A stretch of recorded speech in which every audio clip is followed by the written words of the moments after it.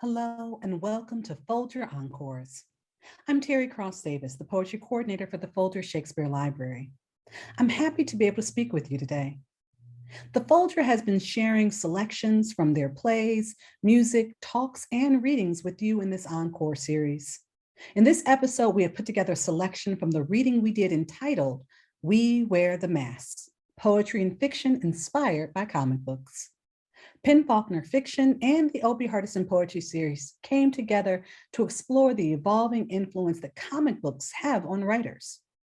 Authors Manuel Gonzales, Yona, Harvey, and Gary Jackson read from their work and spoke about comics, poetry, and fiction in a post-reading conversation moderated by Dr. Tara Betts, visiting lecturer at the University of Illinois, Chicago. I have a confession to make. I have been a comic book fan for most of my life, particularly of the Uncanny X-Men during the mid-'80s. I have often felt deeper themes resonating in those brightly colored pages, themes of isolation, race, gender, sexuality, identity brimming, sometimes boiling over. After all, if you are 5'9" and covered in blue fur with a long tail, one can see you are different from miles away. But what about those whose differences were under the skin of normality? Comic books let the reader in on all the ways we can be human, even if the character in question isn't exactly human. Poetry and fiction, too, scratch at the surface of this life, examining our humanity as one might evaluate metal for its indestructibility. What you're about to hear is a section of fiction writer Manuel Gonzalez's book, The Regional Office is Under Attack. We've included Manuel's introduction so that you can hear, in his own words, what is happening in the section. Enjoy this little taste of We Wear the Mask. And if you'd like to listen to the whole reading, we've included information about the performance, which is available on SoundCloud for free. If you like comics like me, we have also linked to the broadside that was created for the reading. Using handwritten poems and passages, the artists of Inkbreak, a micro press for comic book poetry, created one-of-a-kind comic book broadsides for this performance. Be sure to join us again after these bi-weekly episodes of Encores, highlighting all that the Folger has to offer. Thank you.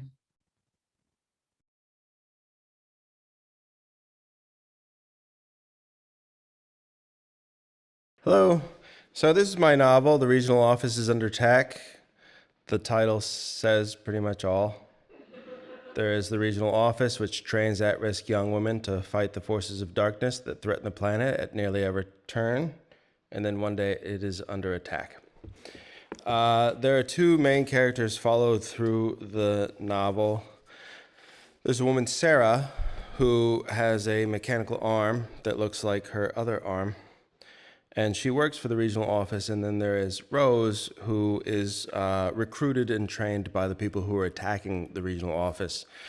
And the narrative flips back and forth between their two stories. And I'm going to read from a Rose section in which she is finally brought to the training camp where she will be trained to attack the regional office.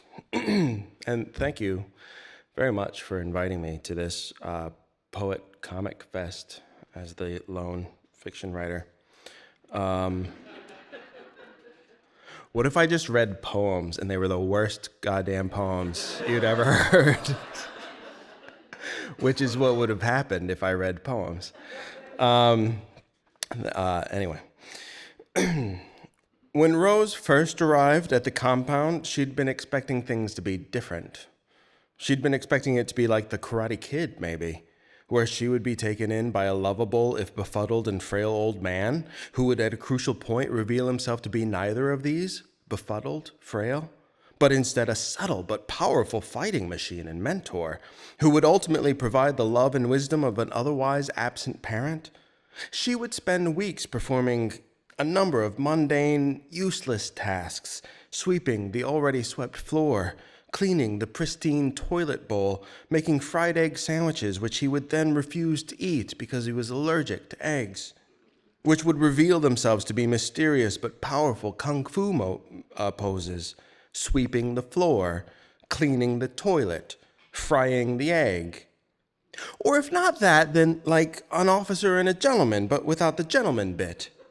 Her pitted against the hard-ass drill sergeant. She'd be the Spitfire who constantly mouthed off and who would ultimately reveal herself to be pitted against her own inner demons, not the drill sergeant at all, who would prove herself foolhardy but full of bravado, and in the process develop a bond with her fellow trainees, becoming in their eyes an example of what not to do, of how not to act, but also, in the end, by the end of boot camp or whatever this place was, becoming for them also an example of a hard battle fought and won with difficulty, tenacity, and through her indomitable spirit and unfathomable skill. Hell, she would have taken the Parent Trap. Warring factions of girls at summer camp who were so similar in nature and looks, strengths and weaknesses, all of them hemmed in by a male-dominated world that strove to limit their power and strength, that their first instinct was to undermine the force they would have become if only they worked together. But finally, they would be brought together by the threat of some other big bad outside of themselves, maybe something more threatening than a really bad thunderstorm and more like a drug-dealing camp counselor or something, but whatever. That. She would have been happy to have experienced that upon her arrival at the compound. What she hadn't expected, though, and what she couldn't quite handle, was the sense of overwhelming indifference that had been waiting for her when she arrived. She had been the last girl recruited, and no one had been expecting her, and they didn't seem to care that she was there. After nearly a month, her training had not been going well. The martial arts instructor spent hour after hour sweeping her feet out from under her and throwing her over her shoulder and trying to explain to her poses and moves and counter moves that she didn't understand at all, and whose names she couldn't remember. Lost monkey, wooden monkey, a broken faucet. None of those meant the first goddamn thing to her. And she was a disaster at languages and couldn't master even the simple phrases she was asked to learn. Where is the gun hidden? How do I get to the basement level of this building? And she was fairly confident that if she were dropped into the wilds of Alaska or some other equally feral place, with nothing but a rope and a hunting knife, she could survive there for a sum of total of 5 minutes for all that she'd learned in survival training. The one thing she could do, thanks more to her cousins and uncles who were minor league pyromaniacs and owned more empty land than was good for them, was, in the parlance of her demolitions instructor, blow shit up. She trained all day, before breakfast and through lunch, and then again after dinner, but she wasn't making progress. Wasn't making any progress at all. Not because she couldn't learn this shit. She was good at learning, but generally didn't care enough about the shit she was supposed to learn in school. Diagramming a sentence, proving geometrical shapes that had long ago been proved. Of course it was a triangle. Why in the fuck did she need to prove to anyone that that was a triangle? But here she was, faced with truly interesting shit to learn, and she'd hit a wall. She told herself she didn't know why, but she knew why. She was lonely. And she didn't like it here. She'd met the other girls, if briefly. They nodded at her and smiled at her and shook her hand firmly, too firmly, and welcomed her aboard, and maybe they gave each other looks. We do not have time for this, bitch. Looks. Or maybe that was her imagination. All this happened a week after she arrived, and after that she saw them in passing, sometimes in the bathrooms or in the hallway, usually a group that seemed to have no room for one more. They were beautiful and older than her and looked very much like a unit, like a complete whole that functioned perfectly, thank you very much, without her. Once she ran into one of them on her own, the girl named Colleen, who often wore pink shorts and a yellow tank top and had boyish haircut that made her look French, who, when she had first seen her, Rose had pegged as potential arch nemesis material. Rose imagined her Mean Girls style at the head of the posse of other girls, terrorizing and torturing and humiliating newcomers who would have them all throw their worst at Rose, only for Rose to stand strong against their onslaught. To show first through unwillingness to back down and then through an unfathomable skill that she was the natural leader, that she was the star of the moment. But Colleen hadn't yet paid a lick of attention to her. Colleen ran into her in the weapons training module. Her weapons instructor had set up extra training time for her because she couldn't shoot for shit, which made no sense. Rose had grown up around hunting rifles and the occasional crossbow, her uncle Artie. And while she'd never taken to hunting herself, she'd always been a decent shot. Never shied away from guns, but every time she held a sidearm, a rifle, a shotgun in front of her weapons instructor, she choked. She didn't know. Flinched, pulled left, thought too much about what she was doing, and out of the corner of her eye she could see the weapons specialist roll his eyes, sense him mentally counting down the seconds until lunch. It was her time in the module, but Colleen was in there already, shooting away. Colleen didn't seem to have noticed her coming in, didn't look like she would finish any time soon, but Rose didn't care. Not really. Because she was going to offer to let Colleen work with her if she wanted, because it would have been nice to have the company. Nice to talk to someone who wasn't yelling at her for forgetting the Chinese character for dead in the bathroom stall. But as soon as Colleen saw Rose waiting outside, she shut her module down and packed her things and left with barely a nod as she walked by. The short of it was this. Rose was lonely, and it was affecting her work. And soon they were going to kick her out of assassin school, she knew it. And it was completely fucking stupid of her. So she didn't have friends. So she hadn't seen the woman in red since the day the woman in red brought her here. So what? So what if the story the woman in red had told her had prepared Rose for something very different from all this, had included words like leader and hero and saving the world and fighting the good fight? She was a silly little girl, she told herself. She was a silly little girl, and she should just toughen up. She should toughen up and stop thinking about home and her mama and daddy and sister, mean old Gina and dumb old Patty. She should stop missing the way she had thought of herself when the woman in red first pulled her aside, first told her about all that she could become. She should stop all of this. But she couldn't. Rose was sitting on her bed thinking about this when someone knocked on the door of her room. The entire time she'd been at this school, this place, no one had knocked on her door. "Who is it?" Rose asked, hopeful and suspicious all at once. She didn't honestly care who it was, except in the back of her mind she did worry it might be someone come to make her go back home. Colleen opened the door, poked her head inside, said, "Decent?" "I guess," Rose said, and then, feeling a little put off by this girl who had not only opened her door, but who was now standing inside the room without an invitation, she said, "I guess they don't teach you to knock first in assassin school?" "I did knock." "Well, I guess they don't teach you to wait for the hostess to invite you in at..." Fuck it," said Rose. "What do you want?" She didn't mean to sound this way, pissy and upset and on the verge of tears, but she couldn't help herself. Someone had come to see her in her room for the first time in nearly 5 weeks, and she was fucking the whole thing sideways. She could tell, and she couldn't stop herself. "I thought I liked the door. What, did you just break into my dorm room?" "The doors don't lock," Colleen said. "House rules." "My bad, I must have misplaced my assassin school handbook." "That's not what this is, you know." "Whatever. They're going to kick me out anyway, tomorrow maybe." "Maybe," Colleen said. "It's possible. You wouldn't be the first." Rose, who had been looking at the dirt under her fingernails, looked up.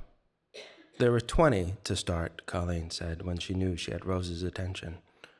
"In fact, it's kind of amazing they brought you here at all. As far along as we are, that is." "Yeah, it's been a fucking blast. I'm sure they're as happy about it as I am."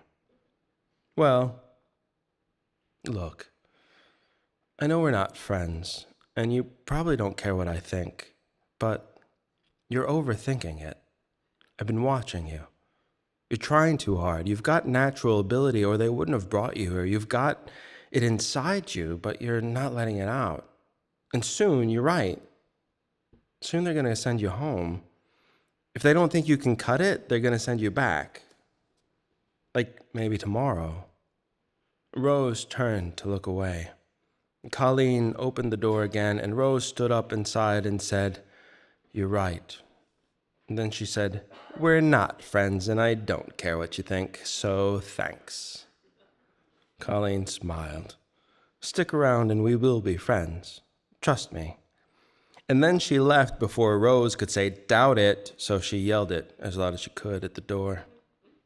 Rose decided she'd be long gone before either of those could happen, becoming friends with Colleen or being kicked out. She knew, she could tell by the way they looked at her, her instructors, everyone, that maybe she'd been holding on by a thread, but that thread had snapped, and any minute someone was going to show up at her door and tell her to pack her things.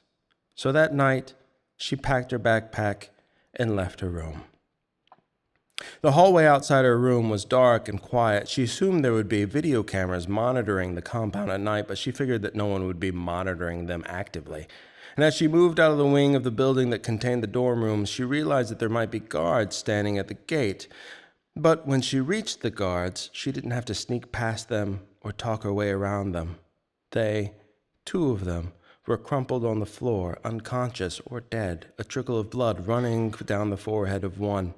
And at the sight of them, Rose moved to the guards to see if they were alive, but then she saw the security monitor behind the desk, showing screen after screen of television snow.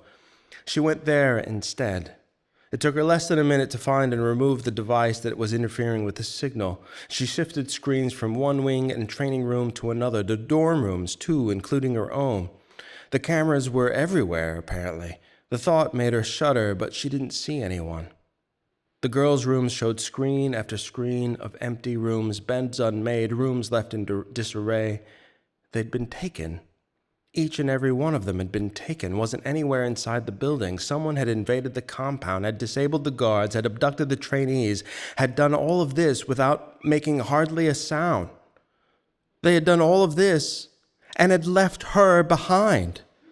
Son of a bitch, she thought. Even the fucking bad guys, whoever they are, don't know I'm here. Or maybe they knew and just didn't give a shit because of how much I suck. God fucking damn it, she thought. She kicked the security desk hard enough to punch a hole through it with her foot, and then she grabbed her backpack and stormed out of the compound and went looking for the assholes who had left her behind. It wasn't an easy trail to pick up and follow, but she found it anyway and followed it almost 10 miles. And by the time she found the camp, it was after 4 a.m. She spotted 3 guards standing outside a tent. That tent must have held the girls. She didn't know what was inside the other tent, but at that moment she didn't care. And then a 5th guard came strolling into the camplight. They spoke quickly and quietly. The boss was almost ready. The girls were secure. The truck was on its way, 15, 20 minutes tops. Everything was moving on schedule according to plan. Only after the fact did she realize they were speaking Russian. Well, fuck. She could speak Russian.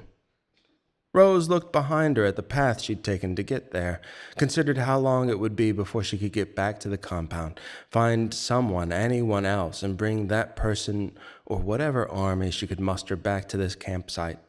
And then she thought of what she'd packed with her. Her dress, a couple of language books, her wedge sandals, a clicker pen she'd stolen from one of the offices. No weapons, no gear. It shouldn't have been left to her, risking herself for these girls who hardly knew her, who could barely make the effort to smile at her anymore. This job should have been the job of someone else, anyone else. She sighed, took a breath. Silently, she crept forward. Thank you very much.